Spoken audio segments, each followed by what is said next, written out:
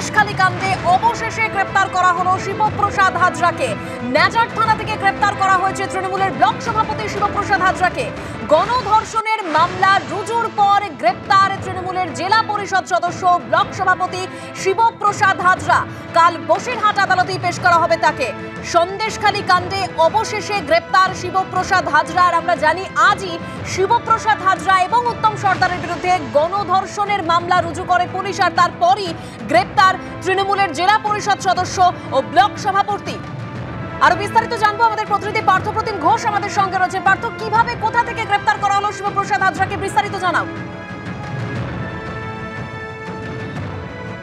দেখো, পুলিশের তরফ থেকে যে বিষয়টা বলা হচ্ছে, যে মামলা তারা রুজু করেছে সেই মামলায় একজন গ্রেপ্তার করা হয়েছে, যাকে তার নাম হচ্ছে উত্তম সর্দার, এবং তার পাশাপাশি শিবপ্রসাদ হাজরা ওরফে শিবু হাজরা। তাকে আজকে কিছুক্ষণ আগে বিকেলবেলা তাকে কিন্তু গ্রেপ্তার করা হয়েছে সন্ধেবেলা, এবং তাকে গ্রেপ্তার করা হয়েছে ন্যাজার থানা এলাকা থেকে। তিনি ন্যাজার থানা এলাকায় ছিলেন বলে পুলিশের তরফ থেকে দাবি করা হচ্ছে, এবং তাকে কিন্তু গ্রেপ্তার করা হয়েছে।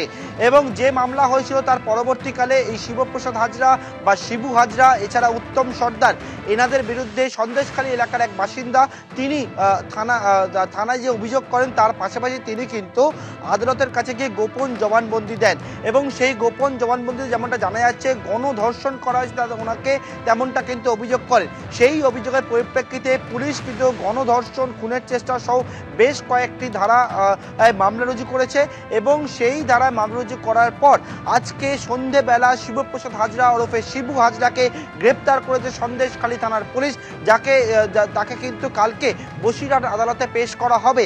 পুলিশের তরফ থেকে যেমনটা বলা হচ্ছে, যে অভিযোগ তারা পেয়েছিল তার পরিপ্রেক্ষিতে তদন্ত করতে গ্রেপ্তার। কিন্তু তোমায় বলবো যে এখনো পর্যন্ত আরো একজন নামে কিন্তু অভিযোগটা পড়ছিল, সেটা হচ্ছে শেখ শাহজাহান। তিনি কিন্তু এখনো পর্যন্ত অধরায় রয়ে গেছেন। প্রথম দিন থেকে বারবার করে গ্রাম বাসিন্দারা যে বিষয়ে অভিযোগ করছিলেন, অত্যাচারের অভিযোগ করছিলেন যে শিবপ্রসাদ হাজরা বা শিবু হাজরার বিরুদ্ধে, তিনি কিন্তু অধরা ছিলেন। উত্তম সর্দারকে দলের তরফ থেকে সাসপেন্ড করা হয়, তার পরবর্তীকালে তাকে দেখি গ্রেপ্তার করা হয়েছে, এবং তার পরবর্তীকালে আদালতের কাছে গোপন জবানবন্দি, এবং তারপর পুলিশ কিন্তু জানাচ্ছে আজকে শিবপ্রসাদ হাজরা বা শিবু হাজরাকে গ্রেপ্তার করেছে তারা, কিন্তু এখনো পর্যন্ত অধরাই রয়ে গেছে শেখ শাহজাহান।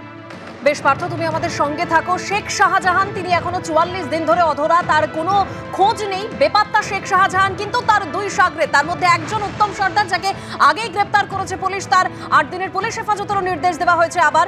কিন্তু ইতিমধ্যেই শিবপ্রসাদ হাজরা, তাকেও গ্রেপ্তার করলো পুলিশ। ন্যাজার থানা এলাকা থেকে গ্রেপ্তার করা হয়েছে শিবপ্রসাদ হাজরাকে। আমি এই বিষয়ে কথা বলবো, আমাদের সঙ্গে এই মুহূর্তে রয়েছেন আইনজীবী ফিরদৌস শামীম।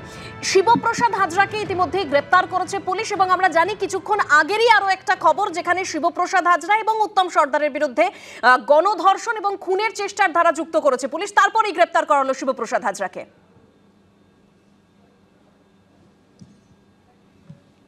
হ্যাঁ, একদমই। দেখুন, এই ঘটনা থেকে একটা পরিষ্কার চিত্র পাওয়া যাচ্ছে, সেটা হলো মানুষের পুলিশের উপর কনফিডেন্স নেই, কিন্তু বিচারের প্রতি এবং আইনের প্রতি কনফিডেন্স আছে।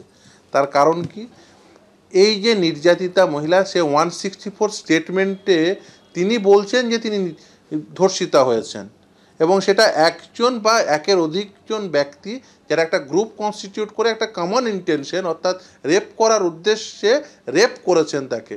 আপনারা জানেন যে গ্যাংরেপের সর্বনিম্ন শাস্তি 20 বছর, সর্বোচ্চ লাইফ ইমপ্রিজনমেন্ট, এবং সেটা ন্যাচারাল ডেথ অবধি, এবং সেই ক্ষেত্রে ফাইন যেটা ইম্পোজড হবে সেটা ভিকটিমই পাবে, এটাই আইন। কিন্তু সেই আইন যে তিনি সেই আইনের সাহায্য পেতে পারেন পুলিশের কাছ থেকে, এই বিশ্বাসটি ছিল না। এটা পরিষ্কার হয়ে গেছে অন্ততপক্ষে এই ঘটনার ক্ষেত্রে। তার কারণ পুলিশের কাছে কিন্তু কোনো ঘটনা, পুলিশ বলছে যে আমাদের কাছে কেউ এই ঘটনার বর্ণনা করে কেউ অভিযোগ নথিভুক্ত করেনি, কিন্তু 164 স্টেটমেন্টে গিয়ে স্টেটমেন্ট দিচ্ছেন ম্যাজিস্ট্রেটের সামনে। যে ম্যাজিস্ট্রেট 164 স্টেটমেন্ট করানোর সময় তার প্রথম উক্তি হয় যে আমি পুলিশের লোক নই, অর্থাৎ একজন নির্যাতিতা তিনি, যিনি পুলিশের লোক নন কিন্তু বিচার ব্যবস্থার সঙ্গে যুক্ত আইনের মানুষ, তার সামনে গিয়ে সেই কথাটি বলতে পারছেন। অর্থাৎ সেই নির্যাতিতার পুলিশের প্রতি কনফিডেন্স নেই, সেটা পরিষ্কার হয়ে যাচ্ছে। এবং পুলিশের এই বিবৃতির ফলে যে কোনো অভিযোগ নথিভুক্ত হয়নি পুলিশের কাছে, ফলে পুলিশ নিজেই বলে দিচ্ছেন যে 164 স্টেটমেন্টে একজন মহিলা বলছেন তিনি নির্যাতিতা হয়েছেন, তিনি গ্যাং রেপ হচ্ছেন, অথচ সে পুলিশের কাছে কোনো অভিযোগ করছে না, অর্থাৎ পুলিশ নিজেই বলে দিচ্ছে যে পুলিশের প্রতি সেই নির্যাতিতার বা ওই এলাকার যারা নির্যাতিতা হয়েছেন তাদের কোনো কনফিডেন্স নেই। অন্তত পুলিশের এই স্টেটমেন্টের থেকে এটা পরিষ্কার হয়ে যাচ্ছে। ওই এলাকায় দেখুন, ওই এলাকার যদি ঘটনাক্রম আপনি দেখেন, জমি দখল, নারী নির্যাতন, তারপরে পুলিশের কাছে সেই নির্যাতনের যে বর্ণনা সেটা নথিভুক্ত না করা, ফলে কোনো অভিযোগ না করা, এবং পরবর্তীতে আদালত ম্যাজিস্ট্রেটের সামনে গিয়ে সেটিকে সেই স্টেটমেন্ট আকারে দেওয়া। অর্থাৎ সেখান থেকে এই ঘটনাক্রমগুলো যদি আপনি পরপর সাজান, সেখান থেকে পরিষ্কার হয়ে যাচ্ছে মানুষের পুলিশের প্রতি আস্থা নেই, কিন্তু বিচারের প্রতি আস্থা আছে, আইনের প্রতি আস্থা আছে।